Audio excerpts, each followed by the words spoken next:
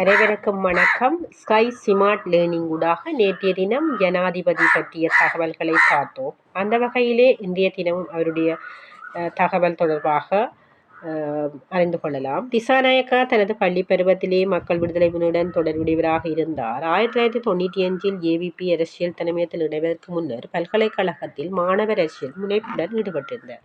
September 2000 முதல் தேசிய பட்டியலில் நியமிக்கப்பட்டு நாடாளுமன்ற உறுப்பினராக இருந்து வந்தார். இவருடைய அரசியல் கட்சி தேசிய மக்கள் சக்தி. பிற அரசியல் தொடர்புகள் மக்கள் விடுதலை முன்னணியுடன் தொடர்புடையவராக இருந்தார். இவருடைய துணைவர் மல்லிகா திசாநாயக்கா. இவருக்கு ஒரு பிள்ளை. இவருடைய வாழிடம் பத்திரமுல்லை. இவர் முன்னாள் மாணவர் களனி பல்கலைக்கழக மாணவன். இவருடைய பணி அரசியலே இவருடைய பணியாக இருந்தது. தொழில் மாணவர் இயக்க தலைவர்.